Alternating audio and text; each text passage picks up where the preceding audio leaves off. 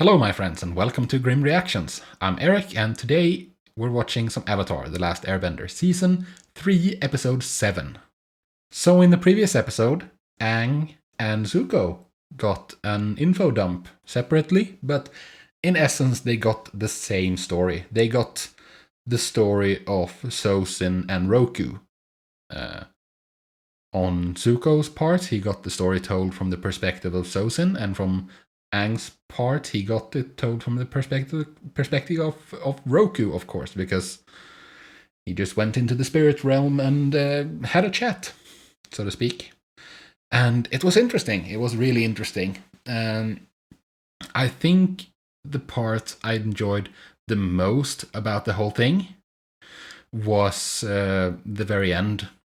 Because Zuko went to talk with Iroh after he had read the scroll with the information. And Iroh brought forth the relic, the old, what was it, a hair ornament that was traditionally worn by the Crown Prince. Sozin gave it to Roku when Roku was leaving for his training to train to become the Avatar, or to learn to master the elements, as is required of any Avatar. And I really enjoyed that because, like, if you think about it, what does it mean? It means that when Sozin turned it over to Roku, the Fire Nation abandoned its path. You know, it abandoned balance and harmony. It abandoned its true path. It kind of went AWOL. It kind of went off its intended path and went somewhere else. And when Roku returned, Sozin had developed these ideas about taking over the world and making it better for everyone by force, you know, which is not a great idea. It's leading by example is wonderful, but forcing people to follow you is not as good. That's called tyranny.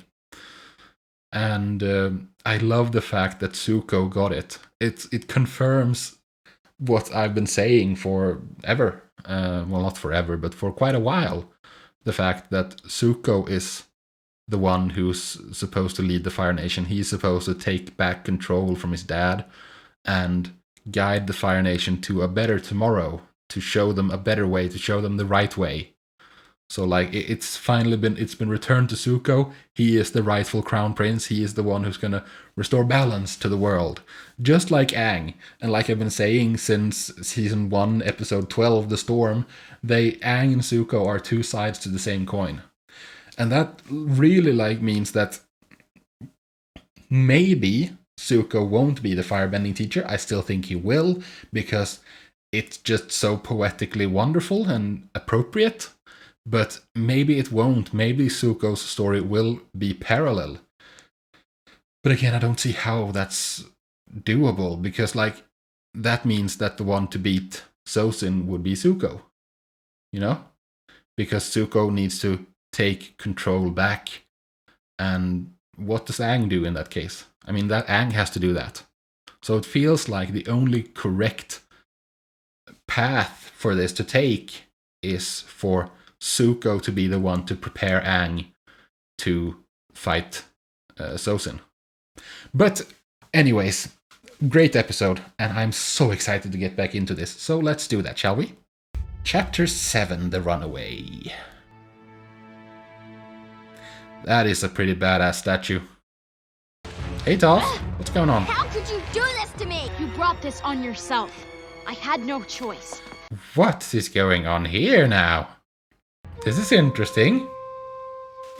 What brought this on, I wonder?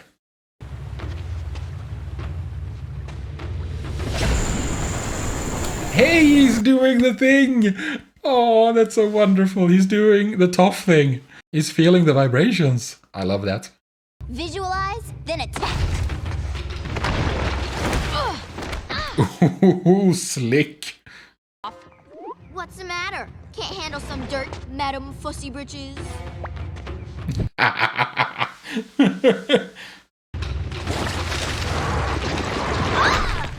Aang's like, I'm ready. I'm ready. Sneak attack!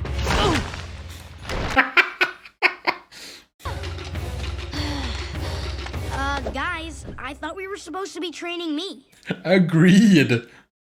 While Katara cleans up, let's go have some fun. I've been thinking about getting one for myself. That way, I wouldn't have to talk to anyone. I could just send them messages. You would hate that, Sokka. You like talking. This is where you seeing people are at a Yeah. disadvantage. She can just sense it.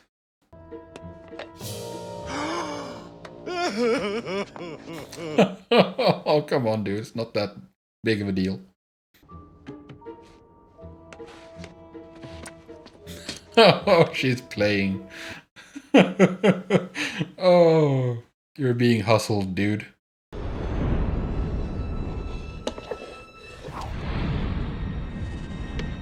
Fancy guessing. You're amazing. Yeah, he made it very easy for her by putting in 2 of them. Well, let's say you toss in your friend's fine sword there. Yeah, there you go. 40 silver pieces. 40 silver pieces it is. You are being taken for a spin, hustler, dude. And she's gonna... Oh, that's so slick. I thought she was just gonna say it's in her sleeve. It's in his sleeve. Huh? Yeah, let's get out of here before he figures out what we did. Where did you guys get the money to buy all this stuff? Toph got us money. Hey, I only cheated because he was cheating. Yes, exactly. She hustled a hustler. Why? Because it's fun and you hate fun? I don't hate fun. Okay, Mom. Fun! She does have a bit of an issue with being morally superior to everyone else.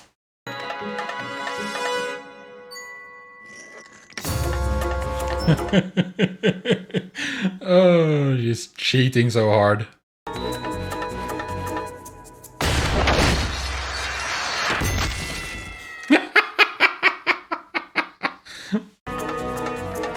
What's next? Oh no, come on. Insurance fraud? Oh, come. Yeah, now you're going too far. You're clearly going too far now. Guys, I think these scams have gone far enough. Yeah, they really, really have. You think I should be more like you? Like some wild child? Yeah, maybe. I mean, golden balance. Having fun with no parents to tell us what to do. Ah, I see. You just feel guilty. I do hate them. I don't think so. No. I think you miss them. Yeah. I think I've come up with a name for him. What do you think of Sparky Sparky Boom Man? Yeah. It's a good name, Senny. Not when you tell me. You're a bit out of control, Toph. I do agree with that. There's already a lemur in our group, so I don't want to see any fighting. Oh my goodness. You're right, Hockey. This is bad. That's a much worse addition to the group than Momo. When I was in town, I found something that you're not gonna like. Well, it sounds like a shit. How's that gonna help? They've nicknamed you the Runaway. A wanted poster. That's so great. No. It's not great. You're trying to blend in. Maybe Katara was right. These scams are drawing too much attention to us. Don't be such a worrywart like your sister. No, do be. I had this idea of making armor for Appa. Appa does not like that idea. Sounds heavy. But I mean, he already weighs 12 tons, so I guess weight is not an issue for him to fly. Wanted poster is going to stay our little secret. No, that's such a terrible idea. What's this? I don't know. I mean, seriously, what's with you people? I'm blind. Yeah, but I mean, you very rarely show it. The fact that you're blind. Where I got it. The fact is, You went through my stuff. You had no right. don't you walk away from me while I'm talking to you. Because you're not my mom and you're not their mom. She kinda is. I don't act that way. Sokka, do I act motherly? Yes, you do. You very much do, but it's for the betterment of everyone. Stop rubbing your eye and speak clearly when you talk. I mean, for instance, the desert, they would never have gotten out of the desert if it wasn't for Katara holding everyone together. She is the heart of the group. She's the mom of the group, just like Sokka is the dad. The guy with the plans, the guy who's... Say it's from Yeah. Toph who wants to apologize. Then everyone will be friends again. No. You continue to impress me with your ideas. It's a gift. Dear Katara, sorry for everything. So how is Toph writing this letter? Just, with her being blind. I know this is from you, Sokka. Toph can't write. Exactly. Yep, we're idiots. I guess plan B is we send a note to Toph pretending it's from Katara. She can't read. She gets all bossy and involved and in your business. Yeah. Because she cares. In a way, I rely on it. Yes. But Katara, she had so much strength. She stepped up and took on so much Yeah, I wish she didn't have to. When I try to remember my mom, Katara's is the only face I can picture. That's so sad. She's No. compassionate and kind, and she actually cares about me. Yes, she does. The real me. Yeah. That's more than my own mom. Don't ever tell her I said any of this. Hey, my lips are sealed. Oh, now I know. Now I know what it's gonna be. I think I know at least. What we saw at the very beginning of the episode with her being captured, I think that's a scam and Katara is in on it. That there's like some reward for it. I wasn't going to apologize. I was gonna say I want to pull a scam with you. Yes! Yes! You in? You know I'm in. Now what's this idea of yours? Because Toph can metal bend, so like she can get out of any cage, really. This wanted poster says you're worth a lot of money. 10 times more than you've made in all your scams. Yes! Collect the reward. Then you metal bend yourself out of jail and we're on our way. Brilliant. Although...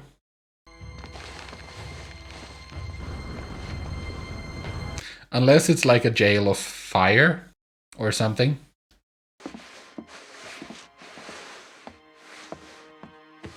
Oh no, it's wood. That's her. That's the girl you were looking for. Oh no, Sparky Sparky Boom Man. Do you think this scam of theirs should be taking this long? I was just wondering the same thing. Yes, please go check it out. You two behave. Appa's in charge. Yeah.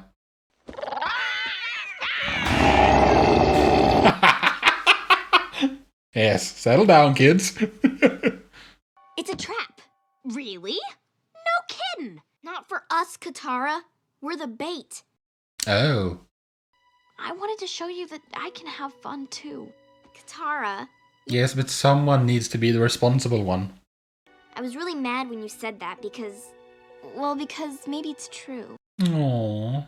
But when I left, I probably really hurt them. You probably did.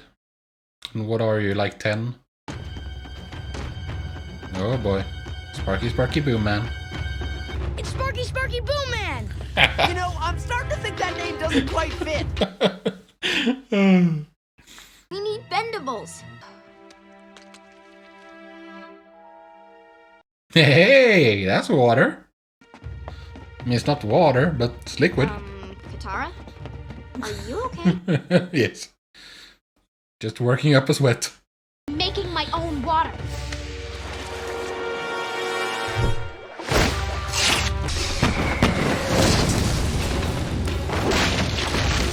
I have something. I just had a brainwave. I'll tell you after the episode.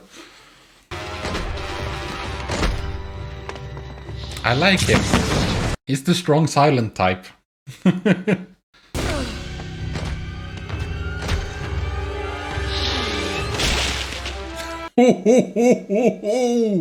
Nicely done, Katara. Holy crap.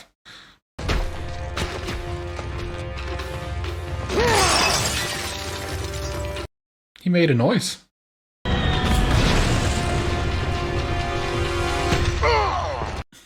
Oh no, my fatal weakness. A small rock. What? What happened? I got it! The perfect name for that guy! Combustion Man! Good job, Sokka. Okay. I don't know. Explosion Man, maybe? Well, I'm exhausted. Hockey, how about you, buddy? Yeah, you're such a lazy little bird. It's not very adorable, the hawk. What is it, Toph? I need you to write some things down for me. I want to send a letter to my parents. Aww, that is adorable.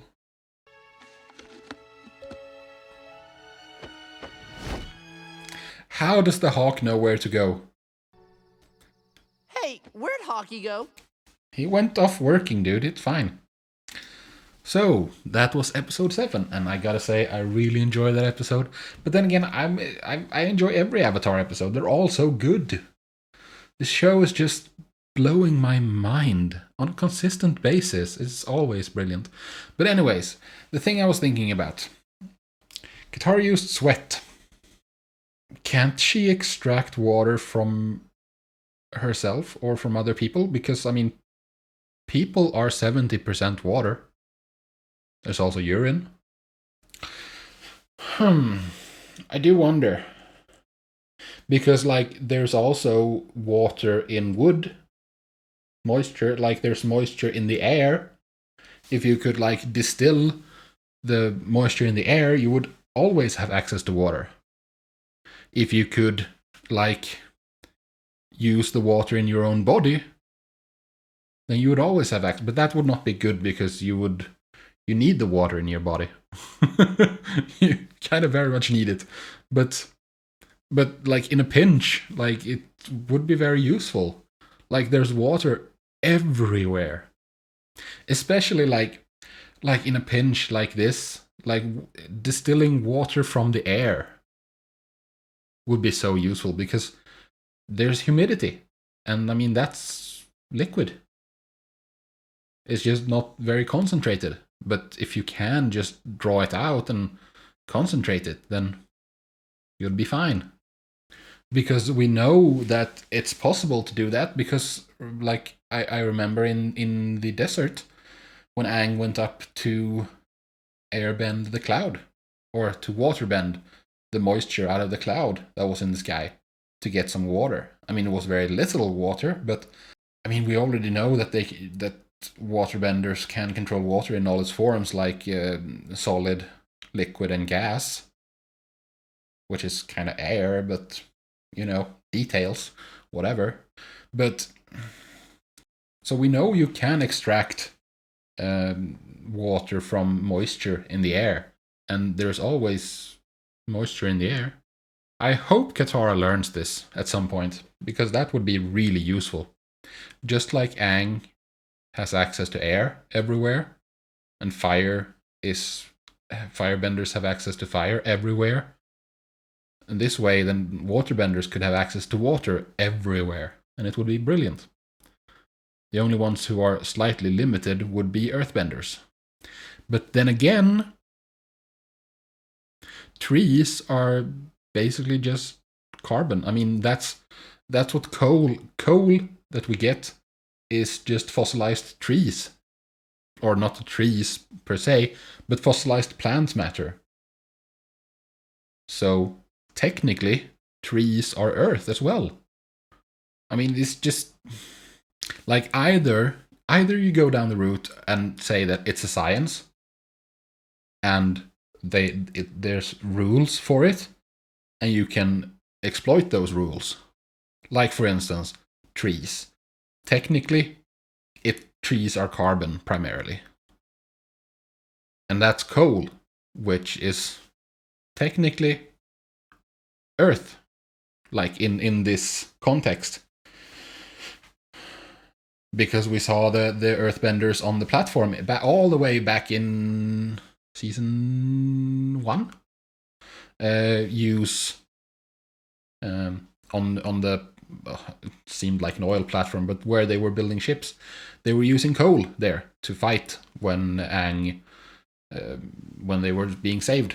Like, so clearly coal is a material you can earthbend with, and trees are clearly coal.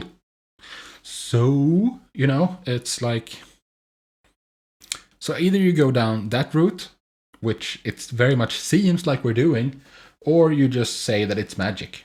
And magic, you can like just make hard rules for everything, you know? And say that, I mean, they're not doing this, but just as an example, say that you can only use water and to waterbend. You can't use sweat, for instance, because technically it is water, but no, it's not the right kind of water, so you can't use that. It's not allowed. You know, that's kind of more the root of magic, not the root of science. But I don't know. When it comes to some things, it seems like they are choosing the magic route. And when it comes to some other things, it seems like science. But then again, magic is just science we don't understand yet, in most cases. So, I don't know. I haven't really been paying that much attention to it, but it does seem like sometimes there are inconsistencies in what's allowed and what's not allowed. It's interesting. It's interesting to me to think about these things anyways. That's how my mind works. Great episode. It was really touching. I kind of teared up a little when Sokka was talking about how they lost their mom and Katara was there. It's sad because she's a child. She shouldn't have to shoulder those burdens. But she did. Because there was no other option. And I think she is the little sister. Sokka is the older brother. But like, we know that girls usually mature faster than boys, but still, man. Katara is the mom of the group. She's always been the mom of the group. The one who takes care of everyone. And that also means making rules and like putting her foot down sometimes. Sokka is more the fun dad, you know? And Aang is the hippie kid. And Toph is the rebellious metalhead. Yeah. Great episode.